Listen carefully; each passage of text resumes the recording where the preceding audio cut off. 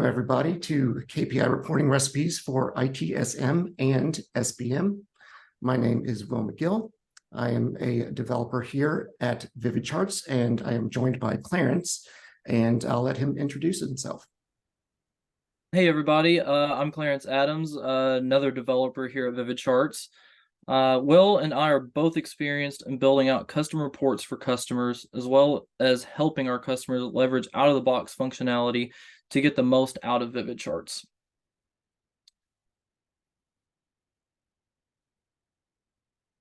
And once again, welcome to KPI report recipes for ITSM and SPM. In this workshop, we're going to build out two views that report on common KPIs that we get requests for frequently in the ITSM and SPM process areas. We're calling these recipes because you don't need to follow them to the letter if you want your report to be a little different. These are meant to be a starting point for your own reports that you'll be building. For instance, if you don't like cinnamon, remove that from your own recipe. And the concept, your organization probably knows what KPIs are important to success in various functional areas. But how do you translate those KPIs into meaningful reporting using your ServiceNow data? And most importantly, how can VividCharts' in-platform reporting interface visualize the data? And then we have a list of chart types that we're going to be using in this demonstration. I'm not going to list all of them out, but this recording will be available later for you to review. To sum it all up, we've met many customers who know what they want to report on, but are not sure how to utilize the data they have to make the reports that they want in VividCharts.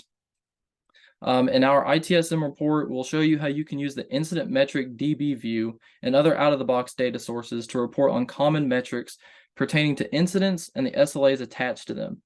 In our SPM report, we will introduce custom formatting, column calculations for lists, and custom scripting to create a SPM snapshot of how projects and their managers are performing. And then now we're going to get to building, the actual fun part here. And I'll start sharing my screen. I'm going to start out with the ITSM report, and then we'll hand it off to Will so he can build out the SPM report.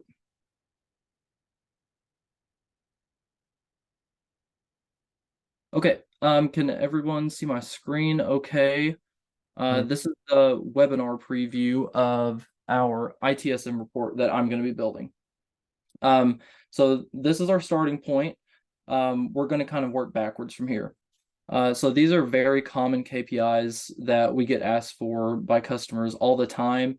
And sometimes they're not really sure how to exactly translate that data to visuals that are actually useful to them. It's kind of, it's really hard to start from a blank page, essentially. So let's get started building. I'm just going to go back to the VividCharts application and start a new view here.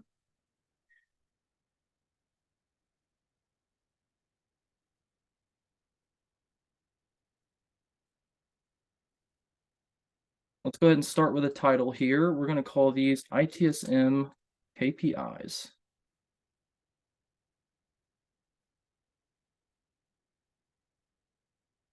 Our first chart type here will be a score. I'm going to move a little fast through this just because we have a lot to get through, but I am going to try to explain everything in detail while I'm moving at a decent pace. So this first chart we're going to be building is mean time to resolve. We're going to be building a score, and we're also going to be building a trend. I believe it's going to be a bar chart for this one. So what is mean time to resolve? We have all sorts of incidents in our ServiceNow instance, and we want to report on how long it usually takes to resolve or close that incident. What is the difference between duration and business duration? That's another question we're going to be answering. Aggregate types, ag field. Let's get started. So this one will be on the incident table, which we're probably all pretty familiar with. So we're going to start with some conditions.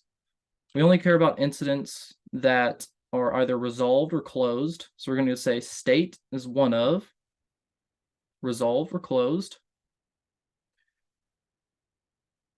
And for this report, we only care if they're created on the last 12 months. And we also only care about incidents whose duration is greater than 0. So we don't want, I don't know, for some reason, some fluke data to kind of mess up our calculation here. Our aggregate type is going to be average. And we want to average on our duration field.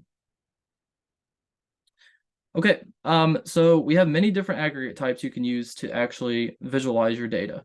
Some of them are pretty straightforward, some of them are not. So count is literally a count of all the records on the table that you selected, or your data source, not necessarily a table, that matches all of the above conditions.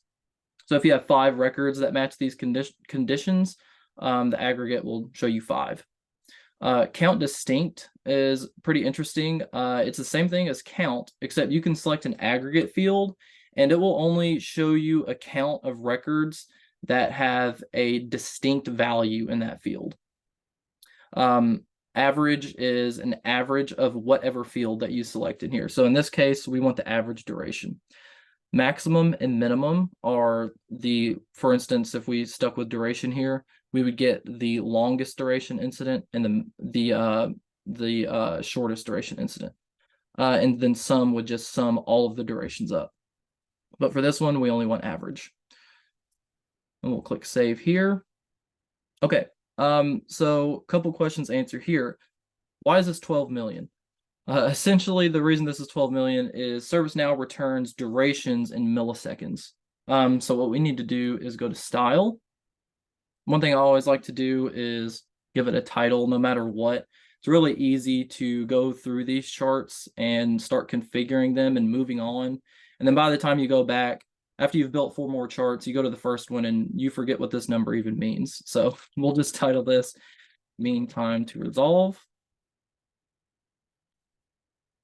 Center it, pop it at the top there, and then score styles. So there's a ton of options here, but the only one that we're interested in currently is number formatting. So this one in particular is the duration number format. And what this is going to do is format that millisecond value to an actual human readable duration. And then there we go. That's our first KPI that we can actually use to report on and make decisions in the future about how we're handling our incidents.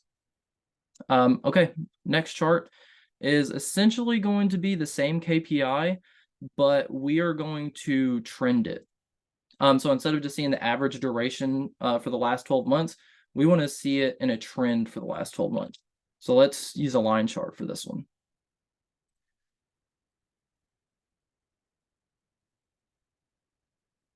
We'll start on the incident table again. And this one, our conditions are going to be very similar. So state is one of resolved or closed. And duration is greater than 0. Okay, so you probably see that we have duration and business duration. This is something that also throws people off. What's the difference between duration and business duration? In ServiceNow, business duration is how long an incident lasted on your actual business hours, which can be configured within your ServiceNow instance. So for instance, if an incident was opened on Friday and your business hours only Monday through Friday, and you solved that incident on Tuesday, business duration will only count how long that incident was open Friday, Monday, and whatever duration on Tuesday. It won't count Saturday and Sunday. But for this demonstration, we're just going to say duration. So as you can see, we also skipped the date range condition here. The reason for that is on trend charts, we have a date range option here. And this essentially forces you to choose a date range. Since it's based off of time data, we force people to actually select a date range. So we don't have gigantic date ranges depending on what trend type you select.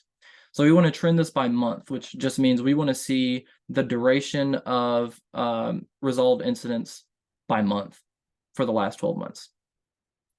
Date field, we are going to trend it on the created on field. We also just want to see a count, and we don't need to select the aggregate field for count because there's nothing to aggregate that on. It's simply a raw count of records.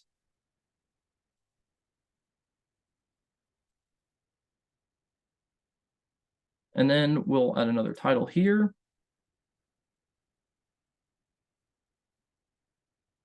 Mean time to resolve. And we're also just going to change the colors here so it looks a little nicer. We'll just select the VividCharts palette. We'll do VividCharts single color. And then another thing I also like to do, because sometimes it's not very obvious exactly what date range you're using in the title, I'm just going to say last 12 months.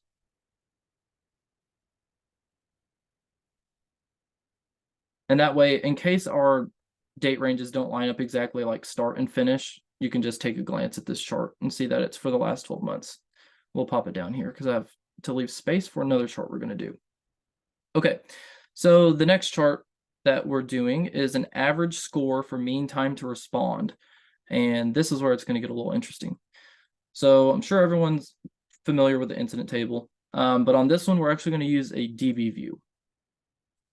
And this DB view that we're using is the incident metric. Okay, so first thing, what is a DB view exactly?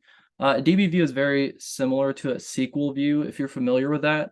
Essentially what it does is let you look at multiple tables at once. These metric DB views are actually pretty special in ServiceNow. Instead of like the traditional just looking at two tables that are joined by a common field, these let you look at some pretty unique metrics depending on how your instance is configured. This one is out of the box. And the reason we're using this particular database view is it's going to let us see the duration of incidents, how long they lasted in each state. So normally you can only look at the duration of an incident until it was closed or resolved, or however you have that configured in your instance. But this will let us, for instance, see how long it was in the new state, which is what we're concerned with on this one. So let's see here. Let's start building. We've already got that selected. Let's do MI value. So another thing to point out here, I'm searching by the actual system name of these fields. But as you can see, we have a lot of duplicates here. And the reason for that is we're using a DB view that joins multiple tables. And these fields have the same labels. I know you're probably familiar with this, even if you have some custom fields on tables. You've probably seen this where you try to filter down in ServiceNow, but a custom field may have the same exact label as an out-of-the-box field. This is a very similar situation here where the DB view is simply joining multiple tables that have the same label. So what you can do in our condition builder is search for the actual underlying field name, and we get the one that we're looking for. And we want MI value is new. And what this says is from this DB view, we want to look at incidents whose state was new. That's the only duration we're looking for. We're going to do incident calendar duration is greater than 0 again. And we're only interested in incidents that were created on the last 12 months.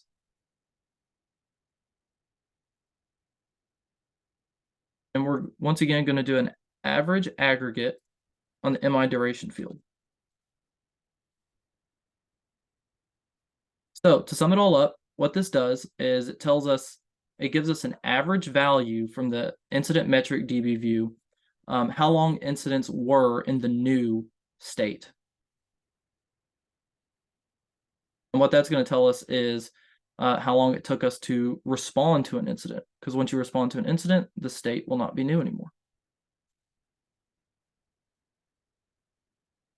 And we'll call this mean time to respond. And then once again, this is coming back as a duration. So these are in milliseconds. So we need to style that accordingly for duration. Apparently we're very fast at resolving incidents around here. Apparently 38 seconds, that's pretty good. Let's do the same thing once again, but a trend. And this one we're going to do a timed vertical bar.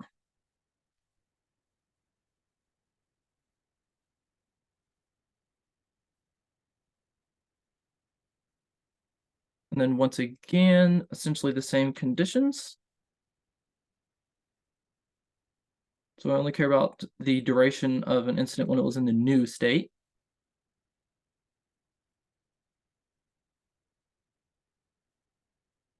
We only care about incidents that lasted more than 0 seconds. Aggregate type average on MI duration. So this is, I think I forgot to go over this on the previous one. MI duration is the specific duration for this state. So we're looking on the metric table, we're looking at the duration metric for that exact state. And I definitely encourage you to look into metric DB views if you're not familiar with them. There's a lot of them in ServiceNow that you can actually get some really interesting data out of. And we'll be using another one here too.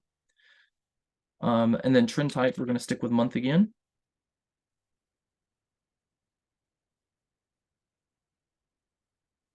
Last 12 months.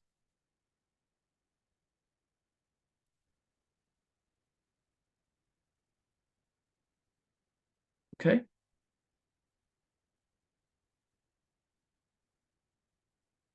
Then we'll pop another title on here so we know what we're looking at.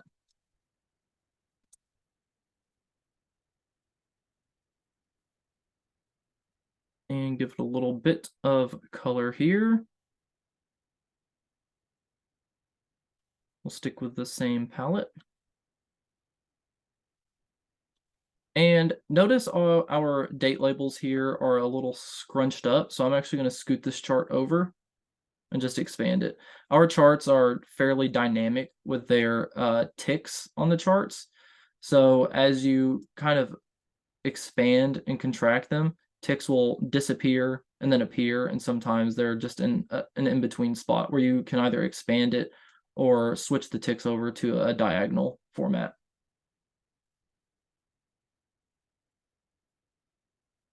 All right, we'll get started on some more KPIs that we're asked about a lot.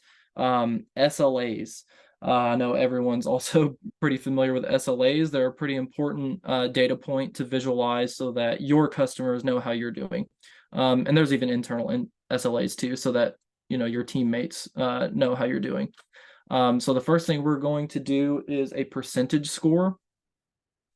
And on this one, the percentage score is a little unique, and we're going to use another DB view here. This DB view is going to be incident SLA instead. So instead of just seeing metrics on the incident table, this DB view will show us data points from the SLA table and the incident table. So SLAs that are attached to incidents. So the first thing that you can probably see here is that we have 2 condition builders for the percentage score. We have a couple charts that actually have 2 condition builders. But in this case, the percentage score, the first conditions that we're going to set is our numerator for our calculation, and then the second conditions will be our denominator. So essentially what this chart does is it takes your first conditions, divides them by the second, and then multiplies it by 100 to get a percentage. So on this chart, we want to see SLAs that did not breach. So we're going to say has breached is false. And we need to search by incident this created on. The reason I'm searching for incident sys created on is because, as I mentioned previously, there's a couple of created ons, and you can even see like when the metric was created on or the SLA. We just care about when the actual incident that this SLA is attached to was open. So then for our denominator, we're going to do the same thing. Incident sys created on last 12 months. So this will give us the percentage of SLAs that did not breach on the last 12 months. We simply want to count aggregate, so we can leave all this good stuff alone. And then we have a percentage. So apparently we're doing okay, I suppose, 75%. One thing that we can do with these charts too that's pretty helpful at just seeing info at a glance. Let's change this title first. So I hit rate. So for this particular chart, we have a threshold. So let's go ahead and flatter ourselves and say if we're above 75%, let's make the score green. And if we're below it, let's make the score red. So now, if our SLA hit rate is above 75, as you can see, it'll be green. And if we dip below that, so if we come back to this dashboard in the future and we look at our KPIs and we're not doing so hot, it might be red if we dip below 75%. Okay, so we are going to do the same metric, SLA hit rate, but we're going to trend it one more time for the past 12 months. So this chart will be introducing another chart type, multi-line. And we're going to be doing the same thing, a DB view on the incident, SLA DB view. And then our conditions are actually going to be a little different. We're just going to say incident this created on last 12 months.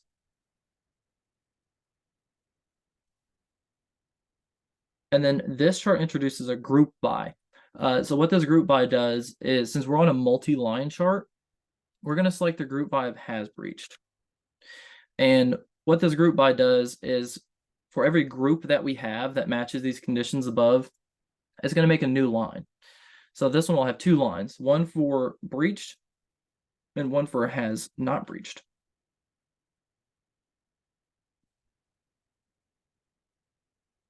And same thing here, we just care about when the incident was created.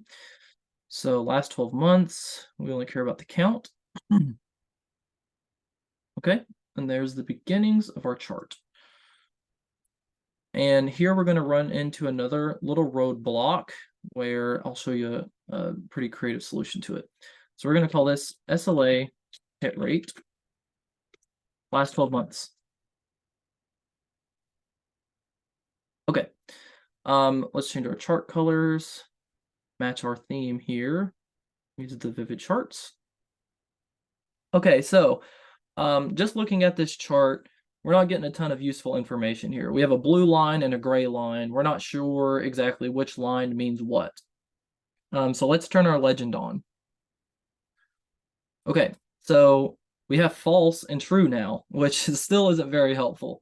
If you're familiar with the SLA table, you know that has breached field can be actually pretty confusing.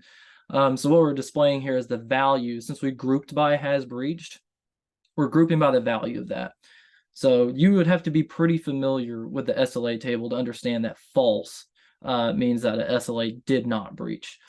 So let's turn that legend off, and I'll show you a solution for when you run into unique situations like that where the legend isn't very useful. I have some HTML here that I'm going to copy off screen. I'm cheating a little bit. And we're going to use our text editor. So our text editor here, this will just let you add a text element to the screen. But we can actually get pretty creative with it. If you select this code view option here, you can actually put any HTML that you want in here. You probably can't get crazy fancy with it, but in this case, we simply want to say met and breached with matching colors.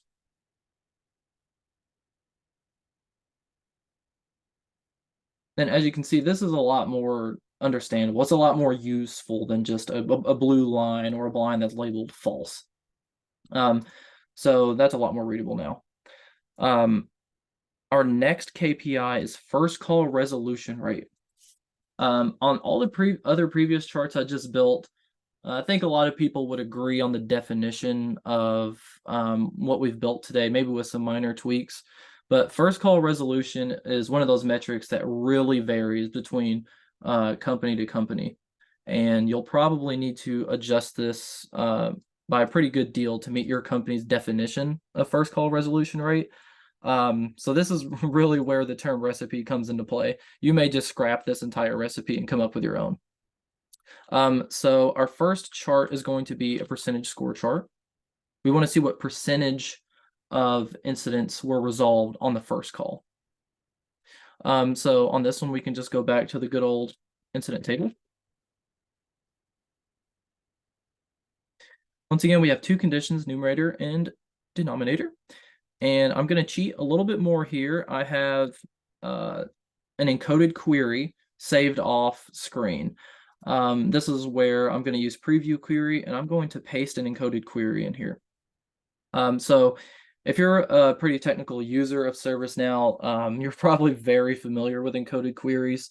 But essentially what they are is they're generated by the ServiceNow condition builder, and it's just a literal query string that you can use. And in our application, one thing that's really cool is you can paste encoded queries in there, so you don't have to hand build conditions, and vice versa. You can also hand build conditions and then grab them out of preview query here. So in this case, we're going to define a first call resolution as an incident whose reassignment count is 0. It's resolved by the same person who actually started it.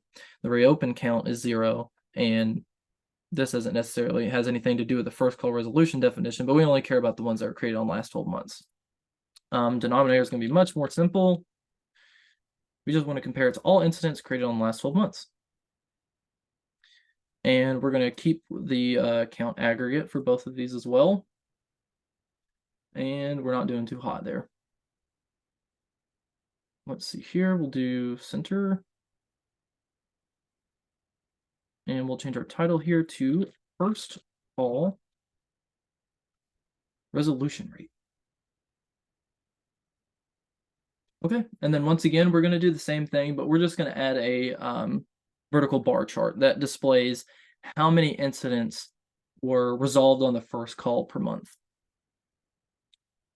So let's go to vertical time bar here.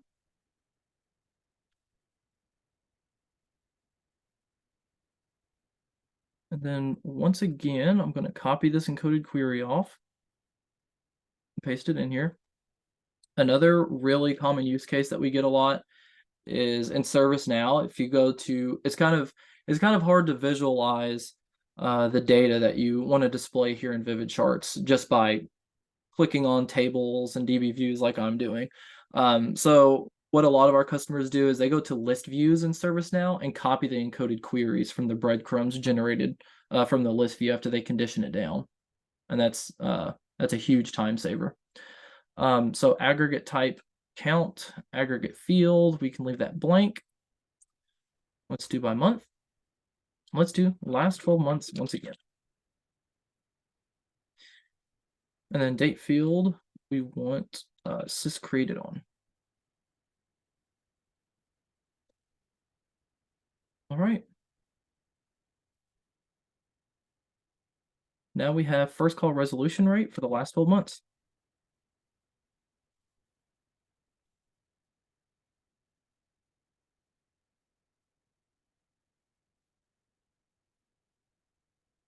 We'll pop this and make it a little more consistent with the rest of our charts. And there we go. A dashboard that displays a pretty good amount of ITSM KPIs that we get asked about a lot. Just another quick tip, in our editor here, we have a grid option that you can turn on, and it just makes formatting your dashboards a lot easier. You can just simply click and it'll just snap into place, and it'll just line everything up a lot easier than without it, for sure. And that is an ITSM KPIs dashboard. I'm going to save this view, and I will hand it off to Will to build out the ITSM KPIs. Awesome. Great job, Clarence. And to clarify, we'll be looking at the SPM KPIs on my end. So I'm going to go ahead and share my screen and show you all the finished product. So what I'm calling this is a bit of a, I guess, an SPM snapshot, but it's an overall view of maybe how our PMO is performing. What it's going to demonstrate is how we can use VividCharts to derive data from multiple data points on a single data source, introduce our custom chart functionality, as well as introducing our chart templating functionality. So what you'll see here is we've got 3 charts on this first slide. We have projects over budget, and we are getting a derived value for the variance from the actual cost and the total plan cost. What we're doing here on the overdue projects is we are getting a list of projects that are not in a closed state, and we are past the planned end date. On the bottom, you'll see budget variance by project. And this is just comparing the functional cost to the budget cost of a project. And if it's over 0, we're going to do some conditional styling and highlight those variances. On the second slide here, I've kind of called it a compliance report, but we have a list of project managers who have not logged into ServiceNow in the past 30 days. We have the overall health of our projects based on their status reports from the last 30 days. And these 2 charts on the bottom here are actually utilizing our custom chart functionality, which we're feeding that into a simple score. And we're getting project managers who have not submitted a status report in the past 30 days and active projects that do not have status reports within the past 30 days. So this is just a kind of a show and tell of what our final project will be. So what we can do now is we can go ahead and start building it.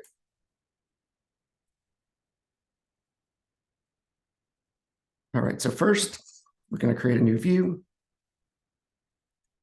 and going to go ahead and rename it.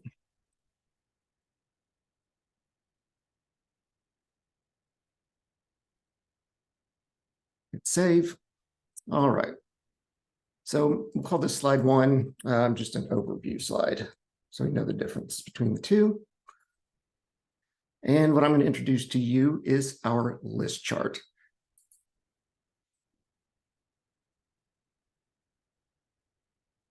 Okay, so for the data source, we're going to be looking at a table, and we actually just want to look at the project table.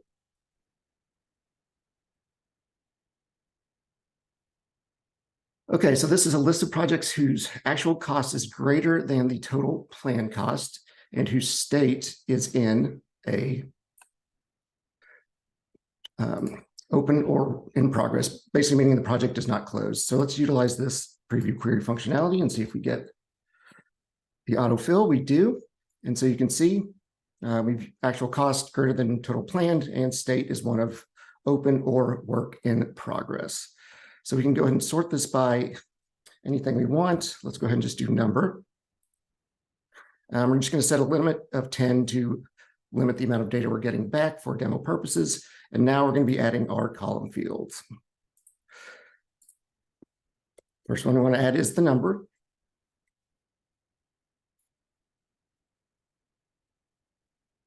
We want to find our project manager.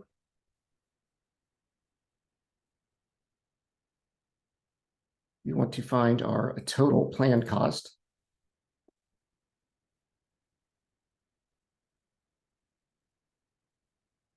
And then we want to find our actual cost. Now, what we're going to be doing here is we're going to be adding a new column, but we're going to leave it blank. So what we're going to do with this blank column is create a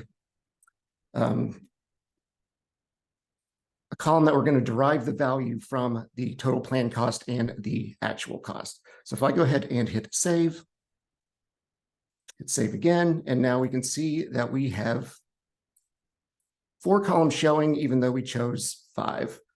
Before we do anything, I'm going to go ahead and change the title of this.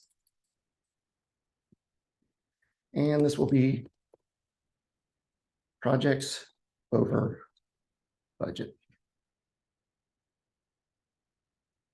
Close out of that, and we've changed our title. All right, so now what we want to see is the variance between the actual cost and the total plan cost. First thing I'm going to do, I'm going to go to the Style tab here. I'm going to do column calculations, and we're going to do this on the blank column. So you see I've only got one option here, and it's 5. I'm going to select that. We're going to call it variance. And now the fun part, we get to take 2 different columns that we have in the list chart and create a derived value.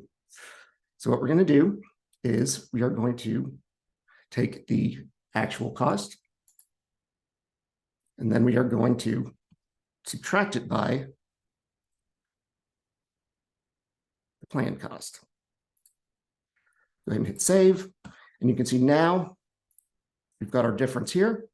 And these are our projects over budget. Now, what we want to do now is add a little bit of custom styling, since these are currencies. So let's go ahead and click styles again. Let's do column formatting and call this currency. We're going to format our plan cost, actual cost, and variance. We want to do it on all rows. And we can ignore all this stuff, and we can now format this to US dollars. If I hit save, now we've got our dollar signs. It makes a little bit more sense. But if you remember from the finished product, we actually had some color styling on there. So we want to highlight various levels of variance. If we go back into our style tab here, we can go back into column formatting. And let's just say, let's call this one over 5K. Now, targeting just our variance column, you're going to say greater than. Comparison type will be the B number, and anything over 5,000.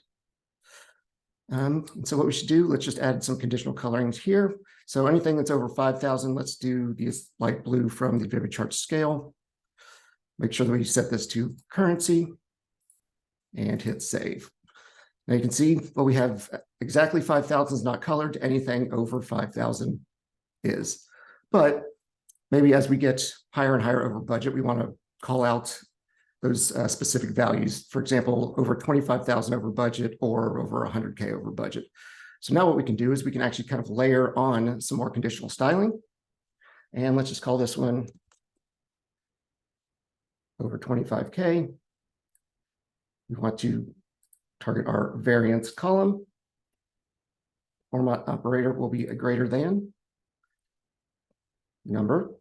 And now anything over 25K, you want to, let's say, let's do a little bit darker blue here. Go ahead and hit save. And now you can see we're starting to get a little bit more granular with the data that we are calling out. Oh, and something I did not do, I should remember to add the currency formatting on there. There we go. And let's add one more layer, and let's call it over 100K. Grab our variance column, greater than. We're comparing a number, and let's change this to 100K. Go ahead and make this one more shade darker. Make sure we select currency here.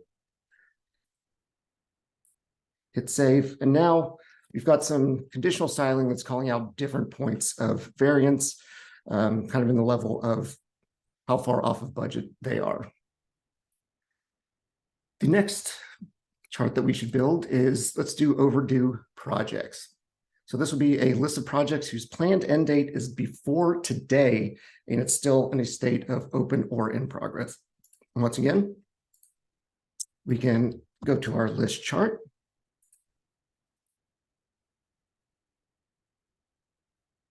We'll do table as the data source, project.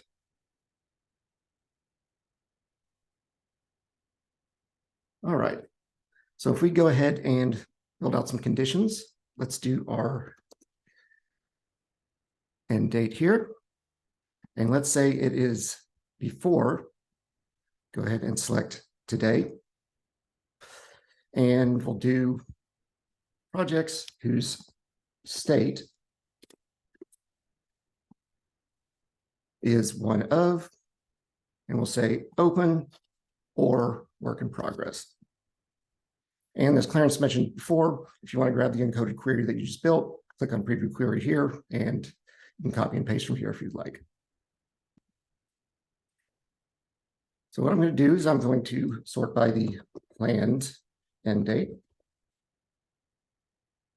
And we'll do it ascending.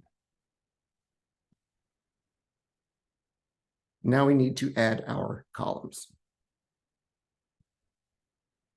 We're going to add the project number,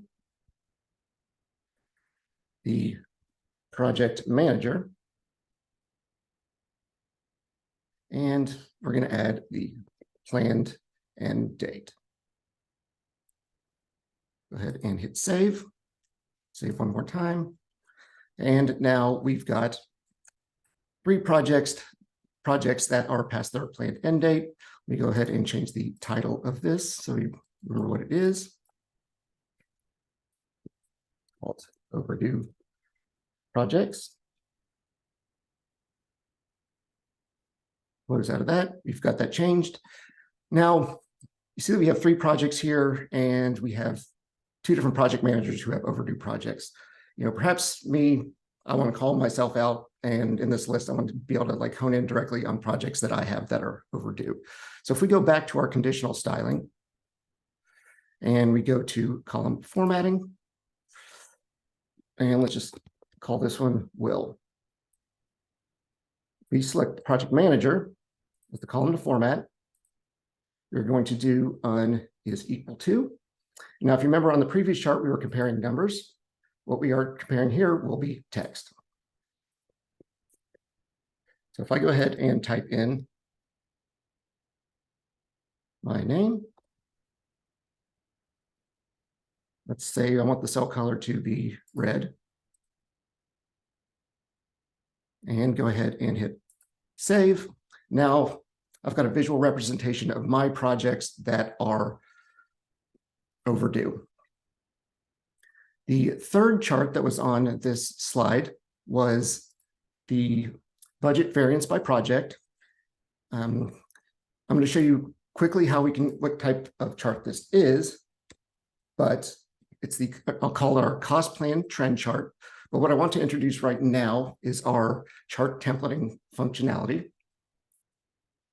So what you can do if you want to quickly build a chart, if you repeatedly are building the same chart over and over again, you can actually use a chart template, and any of these charts that you've built, you can save as a chart template.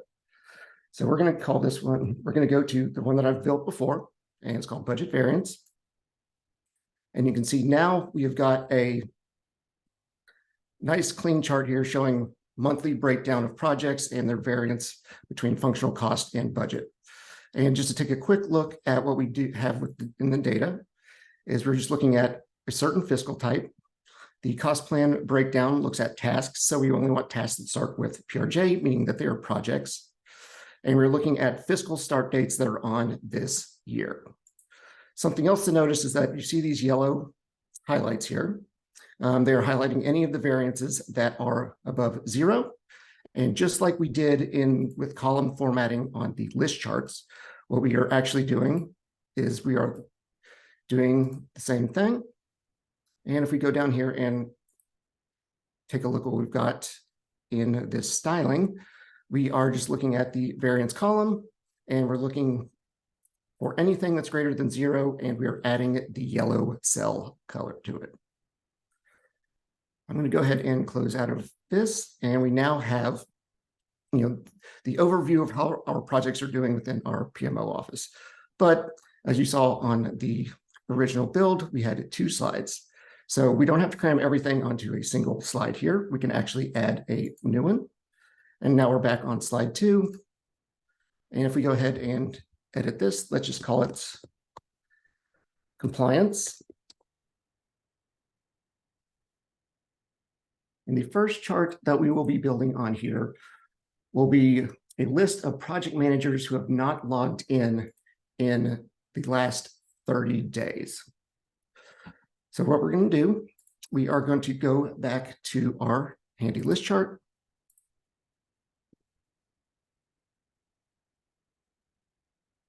We're going to be looking at a table, but instead of even going to project, we are actually going to be looking at the sys user has role table. And this is a list of users and the roles that they have. Actually, let me walk back on that one. It's a list of roles, and if that role is assigned to a certain user. So what we're going to be doing, we're going to be looking at users who have the project manager role. Then we're going to be looking at their last login date and checking if it is over 30 days ago. So the first thing I'm going to do is add conditions. I'm going to click on Preview Query. And taking an encoded query I have, pop it in there. And now we can see that based off the sysuser has role table, we are dot walking to the user table. We are looking for the last login of that user. And if it's before 30 days ago, and they were looking at the role field on the sysuser has role table and checking if it is a project manager. What I'm going to do is I'm just going to sort by, let's just go ahead and just sort by user. But, you know, let's do this. Let's sort by, no, user's good. User's good, I think. All right. Now we need to add some columns. Now, something we haven't done before on the list chart was dot walk to grab pieces of data. So what we want to do is grab the name of the user. And if we type in user here, we can actually dot walk to the user table. Search for name. Let's grab that user's name. Now we're going to add another field as well. Once again, going to the user table, dot walking. And we're looking for last login time. Go ahead and hit save. I'm going to hit save one more time. And now we have our list of project managers who have not logged in within the past 30 days. And my evil twin here apparently is the worst offender of them all. Let's go ahead and change the title of this.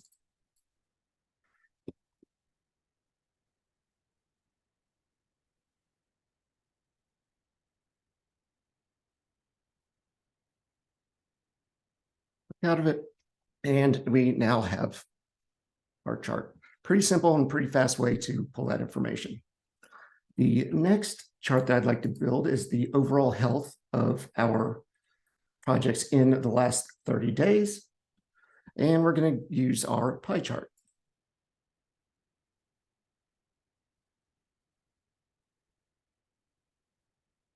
Okay, for the data source, we are actually going to be looking at a table, and we will be looking at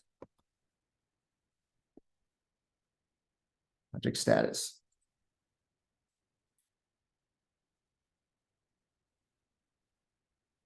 Okay, so now we want only open and work in progress states.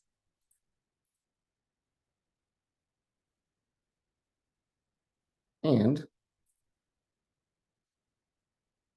for the status date is on last 30 days. We want to group by the overall health. I'm going to leave the aggregate type as count since we're just counting records and not by values in certain fields. And that being said, we don't need to select an aggregate field. Let's put the limit up to, let's see if we can get 50 records here. Go ahead and hit save. It looks like it didn't get any results here. Let me just check this real quick.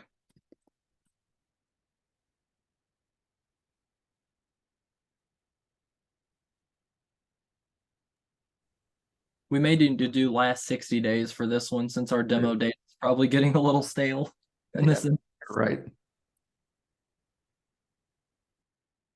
There we go. Thank you, Clarence. Yes, the last time we built this was over 30 days ago.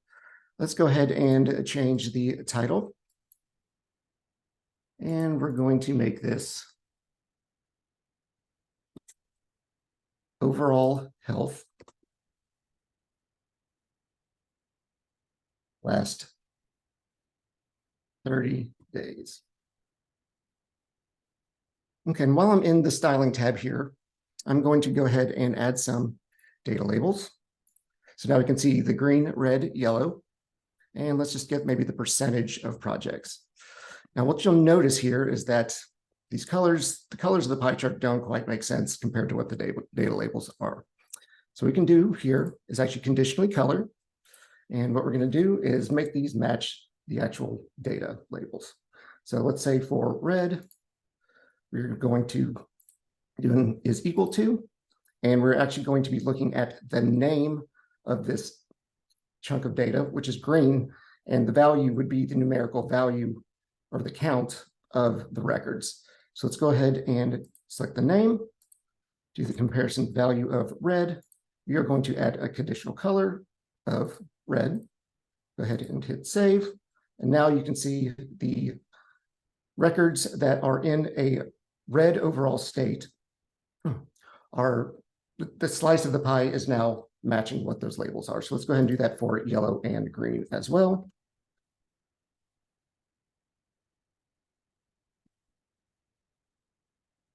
Again, we're looking at the name.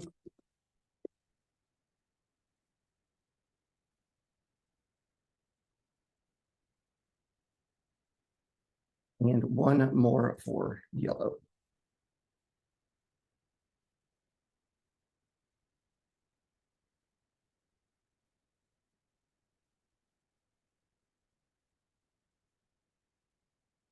Have this, once again, click save. And now the coloring of the pie chart actually makes a little bit more sense, and it's a little bit easier to quickly visually see, the percentage of project statuses from the last third. Well, I guess in this case it'll be 60 days, and easily visually discern the percentages of each. Now, the last two charts I'm going to show you will actually introduce our custom chart functionality. And so right now I've got them saved as chart templates.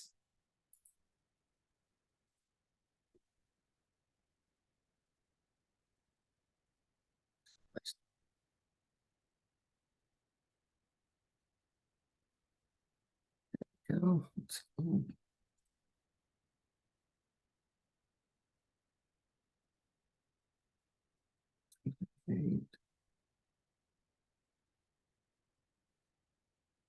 Just trying to locate it.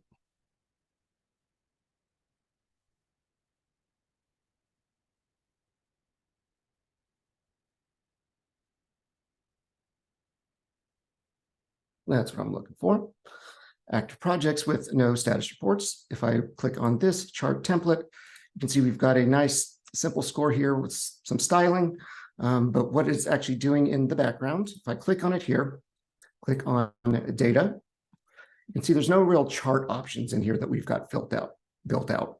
What we're actually doing is, instead of a table or a DB view data source, we are looking at custom chart, or we're doing what we call a custom chart, which means within this data field here, we're actually doing a custom script. And if you're at all familiar with glide queries and JavaScript, this should be pretty easy to do. And what it's actually allowing us to do is look at projects, do a related list query on the project status table, and it's listing out projects that have not had a status report created in the last 30 days, and that project is active.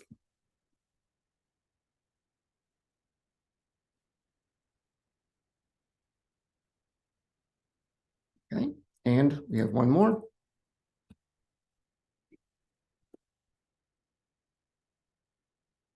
Project managers who have not submitted a status report in the past 30 days. So once again, click on the chart template. Let's go ahead and move this over here for readability.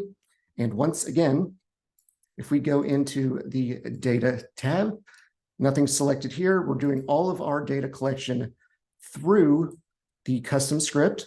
And this is looking at the sysuser has role table. It is finding the users who have the project manager role. And then we're actually going to the project status table and searching for that user's project statuses. And if they have not submitted one within the past 30 days, we are basically adding to a count, and we're showing that count here as part of the simple score. And the reason I like to show these custom charts as a chart template is that basically all that work of creating the script, if we are reusing that over and over again, maybe on different dashboards, we don't have to constantly script the same thing over and over again. It's simply create your chart, click on Save as Chart Template, And in this case, if we change anything, we'd be updating the template, but we can also always save as new. And once we have saved that chart template, it is available in the chart selection screen under chart templates. So an easy way to make complicated data collection or complicated charts reusable with minimal extra work. So that being said, we'd like to raise the floor for any questions.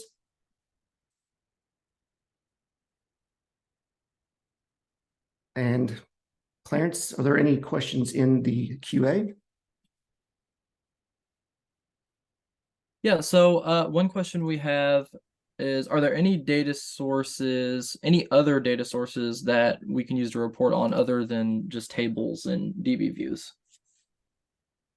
Yeah, so we can actually report off of report sources that are built within ServiceNow. So if you've got, a complicated query built out for a report, we can actually use that as a data source, and we can also report on PA data as well.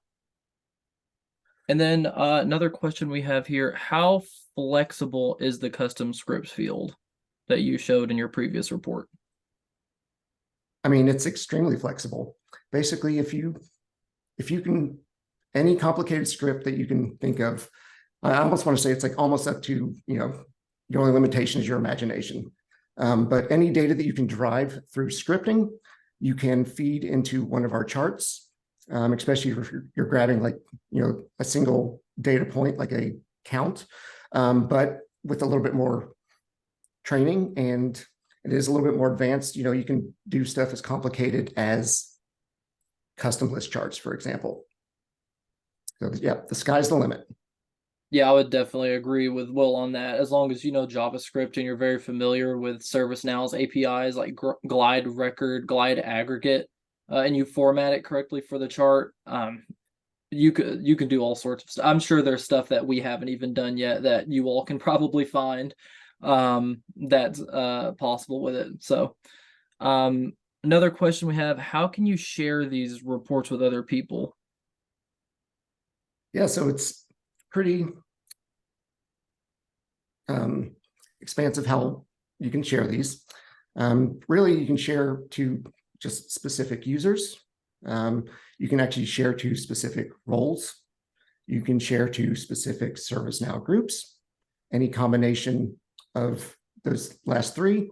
And if you need to have, maybe a stakeholder that needs to see one of our dashboards, but they don't have a login to ServiceNow, you can actually make the view public, and anybody that can hit the URL endpoint of that view or summary will be able to view it without a login to ServiceNow. Awesome. And that's all the questions that we have right now. Just to sum up everything, I built a report that leverages some out-of-the-box functionality to show some ITSM KPIs, and Will kind of demoed out some of our more definitely advanced styling and some more of our advanced features like chart templates and custom scripting. That being said, if anybody else has any questions that didn't make it to the QA today, or if you think of anything afterwards, or maybe we just moved too fast over something and you want some clarification, please feel free to reach out to us, and we'll be more than happy to answer any questions. And with that, thanks for attending, and we hope to hear from you soon. Thanks, everybody.